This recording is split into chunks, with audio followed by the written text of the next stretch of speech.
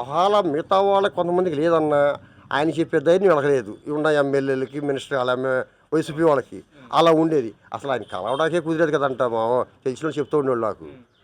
ఏదైనా సరే మధ్యలో ఎవరు ఉంటారు సజ్జల గారు ఇట్లా ఆయనకి మెసేజ్ ఆయన చెప్పడం తప్ప మన ముఖ్యమంత్రి గారికి జగన్మోహన్ రెడ్డి గారికి మా ఏరియాలో మా నియోజకవర్గంలో ఈ ప్రాబ్లం ఉంది, ఈ పని చేయాలి అని డైరెక్ట్గా ఆయన చెప్పి మాట్లాడిన ఎవరు లేరు. మన సంక్రాంతి ఇక్కడ హ్యాపీగా చేసుకున్నారు అందరూ. ఎలా ఎంత హ్యాపీగా వచ్చారో అంత హ్యాపీగా వెళ్ళారు. అప్పుడులాగా ఆ గుంటల్లో పడుకుంటా యాక్సిడెంట్ జరుగుకుంటా ఏమి వెళ్ళ అంత హ్యాపీగా వచ్చారు. అంత హ్యాపీగా ఎవరి డ్యూటీలు వాళ్ళకి అవుట్ ఆఫ్ వెళ్ళే వాళ్ళు వెళ్ళిపోయారు. ఇలా ఆ గవర్నమెంట్లో జరగలేదని చెప్పి వాళ్ళకి చాలా మైండ్ సిమ్తం పోయినట్టుంది. వాళ్ళు అనుకున్నది ఒకటి మనసులో, ఇక్కడ ఇంత హ్యాపీగా ఉన్నారు జనాలు. హ్యాపీగా ఉంటే రేపు పొద్దున్న గవర్నమెంట్లో మనం ఏం మంచి చెప్పాలి. ఈ రోజున చంద్రబాబు, లోకేష్ దావోస్ వెళ్ళింది కూడా ఇక్కడ దోచుకున్నది మొత్తం అక్కడ దాచుకోవడానికే వెళ్ళారు. ఏదైతే అప్పులు తీసుకొస్తున్నారు ప్రజలకి డెవలప్మెంట్స్ ఏమీ లేదు, ప్రజలు కూడా సంక్షేమ పథకాలు ఏమీ ఇవ్వట్లేదు, అవి మొత్తం దోచుకుని దావోస్లో మొత్తం తిరిగి దాచుకోవడానికే వెళ్ళారు తప్ప అసలు రాష్ట్ర ప్రజలు ఆలోచించేంత తత్వం లేదు చంద్రబాబు కానీ లోకేష్ కానీ అని చెప్పి మాట్లాడుతున్నారు. మరి అంత క్రితం గవర్నమెంట్లో ఎన్ని వందల కంపెనీలు ఎంతలేండి, ఒక్క కంపెనీ అని తీసుకొచ్చారండి. ఏమండి పని చేసుకునే వాడికి ₹5 భోజనం, ₹5 కనీసం టీ రాదంటలేదండి. టీ కనీసం ఆర్డినరీ దాంట్లో ₹10. అలాంటిది ₹5 మంచి భోజనం పెడుతున్నారు. హ్యాపీగా ప్రతి సెంటర్కి ఒకటి ఉంది. హ్యాపీగా పని చేసుకునే వాళ్ళు చక్కగా ఏదో 500 ₹1000 సంపాదించుకునే వాళ్ళు మామూలుగా భోజనం చేయాలంటే ₹100 మినిమం మెస్సలో ₹100. అలాంటిది ₹5కి చక్కగా 4-3 రకాలు వేసి భోజనం పెడుతున్నారండి. అంటే ఇది కూడా తప్పేనా? అంటే జనాలకి ఆకలితో బాధపడి కష్టాల్లో ఉంటే వాళ్ళు ఆనందంగా ఉంటారు. అది వాళ్ళ కాన్సెప్ట్. అలా మిగతా వాళ్ళకి కొంతమందికి లేదన్నా ఆయన చెప్పే ధైర్యం వెళ్ళలేదు ఉన్న ఎమ్మెల్యేలకి మినిస్టర్ అలా వైసీపీ వాళ్ళకి అలా ఉండేది. అసలు ఆయన కలవడానికే కుదిరేది కదంట మా తెలిసిన వాళ్ళు చెప్తూ ఉండేవాళ్ళు నాకు.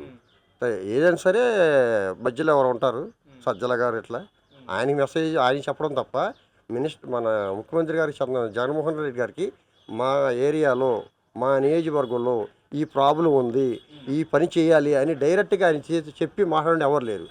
అక్కడ దాకా ఎందుకని నెంబర్ ఆఫ్ మీడియాకి చాలాసార్లు చూపించింది. మన కొడాల నాని గారు ఆయన కోసం కలవడానికి వెళ్ళి కారు పక్కన పెట్టి వాళ్ళ ఇంటి ఎదురు రోడ్డు మీద తిరుగుతూ ఉన్నాడు. గంటలు వచ్చాడండి ఆయన బయటికి.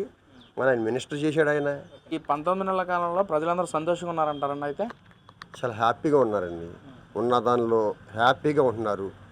అంత క్రితం గవర్నమెంట్లోనండి ఒకళ్ళకొకళ్ళు కొట్టుకోవటం, ఒకళ్ళ మీద ఒకళ్ళు ఏదో కేసులు పెట్టుకోవటం, వాళ్ళకి నచ్చపోతే వాళ్ళ మీద ఏదో కేసు బరాయించి కేసులు పెట్టి జైల్లో పెట్టించటం అలా ఈ గవర్నమెంట్ చేయట్లేదు కదండి. అంత హ్యాపీగా ఉన్నారు. మన సంక్రాంతి ఇక్కడ హ్యాపీగా చేసుకున్నారు అందరూ. ఎలా ఎంత హ్యాపీగా వచ్చారో అంత హ్యాపీగా వెళ్ళారు. అప్పుడులాగా ఆ గుంటల్లో పడుకుంటా యాక్సిడెంట్ జరుగుకుంటా ఏమి వెళ్ళ అంత హ్యాపీగా వచ్చారు. అంత హ్యాపీగా ఎవరి డ్యూటీలు వాళ్ళకి అవుట్ ఆఫ్ వెళ్ళే వాళ్ళు వెళ్ళిపోయారు.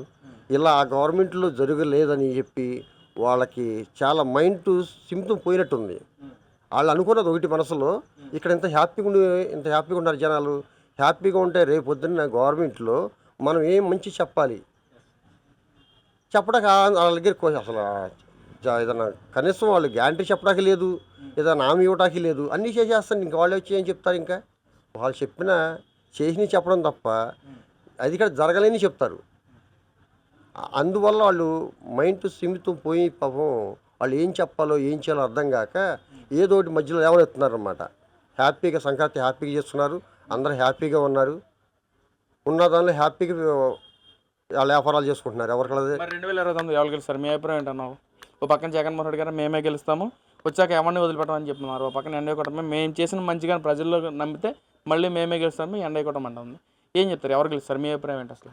ఇప్పుడు వాళ్ళు వస్తే ఏదో చేసేద్దాం అంటున్నారు.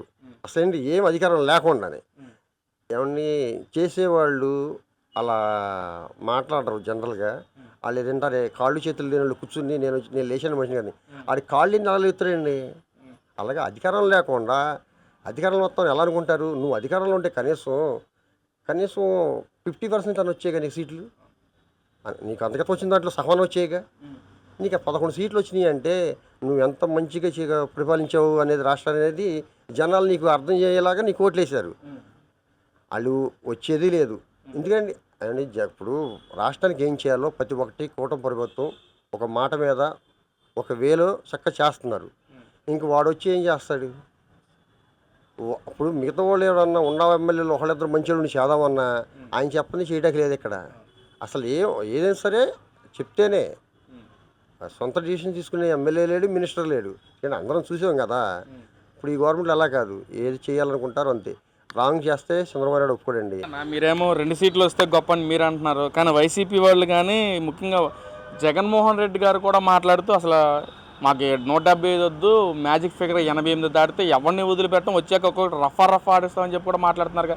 అసలు 88 చాలు అని చెప్పి మాట్లాడుతున్నారు. ముఖ్యంగా ఇప్పుడు ఏదోటి ఉనికి చాటుకోవాలి, ఉన్న వాళ్ళని జాగ్రత్త చేసుకోవాలి అని చెప్పేసి ఏంటంటే, ఇప్పుడు నేనున్న నా పక్కన నలుగురు ఉన్నారనుకోండి, వాడిని ఆడు ఎక్కడ వెళ్ళిపోతాడని చెప్పి నేను ఏదో ఒకటి చెప్పాలి కదా. చెప్తే ఆడు ఉంటాడు. చెప్పకపోతే ఏమైంది? నాకు 5 వస్తా నేను చెప్పుకోగలుగుతాడా? నేను చెప్పుకుంటూ ఉంటారా నా పక్కన? 88 ఏమన్నా ఆయన కలలుగా అంటున్నాడు.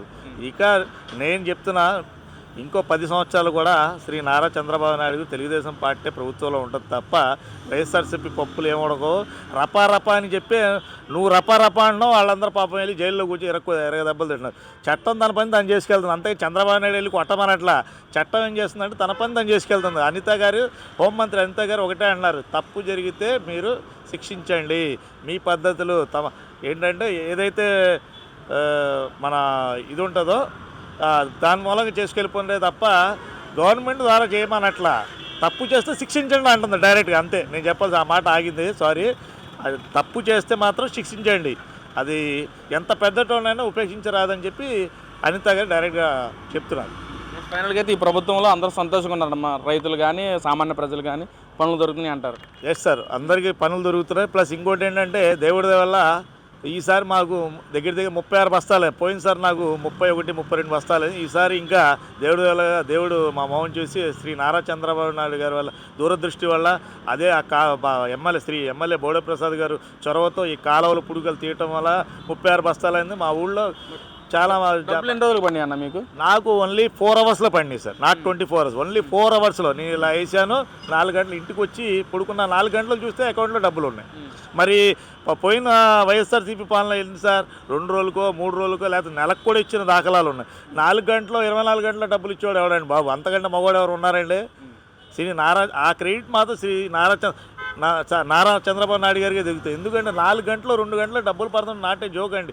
అంటే ఏం చేశారంటే సారు దూరదృష్టితో వెంటనే ఎప్పుడైతే మన ధాన్యం తీసుకెళ్ళి మన ఆర్ఎస్కే అంటే రైతు సేవా కేంద్రంలో అడంగానే మనం ఏదైతే నిమ్మ% చూడంగానే మనం ఎప్పుడైతే మన ధాన్యం కొనుగోలు చేశారు, కంపెనీ తీసుకుందో, ఏదైతే ఫ్యాక్టరీలో వేస్తారో వెంటనే ఇలా తీసుకోగానే అలా డబ్బులు వాళ్ళ అకౌంట్లో పడాలని చేసి వెంటనే డబ్బులు వేయడం జరుగుతుంది. అంతకంటే చేసేవాడు ఎవరు ఉన్నారని చెప్పండి.